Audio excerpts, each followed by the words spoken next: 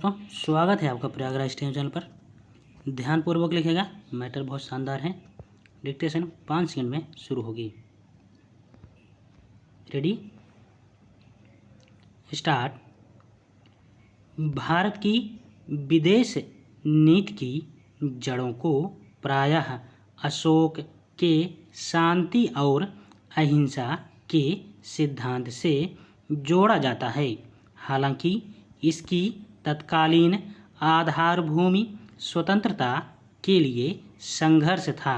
भारतीय राष्ट्रीय कांग्रेस के अनेक प्रस्तावों में भारत की विदेश नीति की रूपरेखा तैयार की गई, जिसका प्रारूप प्रमुख रूप से जवाहरलाल नेहरू ने बनाया था। इस विदेश नीति का प्रधान तत्व था साम्राज्यवाद और उपनिवेशवाद के विरुद्ध संघर्ष तथा विश्व के संघर्षशील राष्ट्रों की एकता के प्रति भारत की वचनबद्धता। भारत ने उन सभी देशों की आज़ादी का आह्वान किया जो औपनिवेशिक शासन की जंजीरों में जकड़े थे, तथा इसने विश्वव्यापी रूप में गैर साम्राज्यवादी संघर्ष के लिए एकात्मकता की भावना पैदा की। भारत की विदेश नीति के शासकीय क्रियान्वयन का श्रेय भारत के प्रथम प्रधानमंत्री जवाहरलाल नेहरू को जाता है।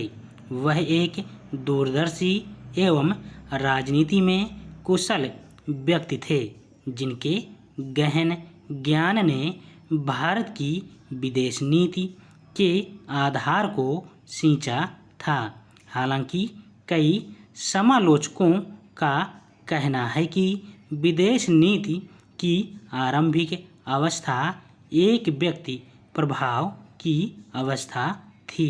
नेहरू के योगदान को कोई नहीं झुठला सकता, जैसा कि नेहरू ने स्वयं कहा था कि भारत की विदेश नीति की जड़ें उसकी सभ्यता एवं परंपराओं, स्वतंत्रता के लिए संघर्ष, उसकी भौगोलिक स्थिति तथा भारत की शांति, सुरक्षा एवं विकास की खोज से जुड़ी है। नेहरू के शब्दों में हमारी नीति को नेहरू नीति कहना बिल्कुल गलत होगा। इसका निर्माण मैंने नहीं किया है, यह तो भारत की परिस्थितियों की उपज है। इसका जन्म भारत के अतीत की विचारधारा, समस्त भारतीय मानसिक दृष्टिकोण, स्वतंत्रता संघर्ष के दौरान भारतीय मस्तिष्क में परिवर्तन तथा वर्तमान विश्वजनित परिस्थितियों से हुआ है। जब 1947 में भारत को आज़ादी मिली, तब भारत सैनिक व आर्थिक रूप से दुर्बल था। नेहरू इस बात से परिचित थे कि आर्थिक शक्ति देश की स्थिरता और सामाजिक सामंजस्य के लिए जरूरी थी।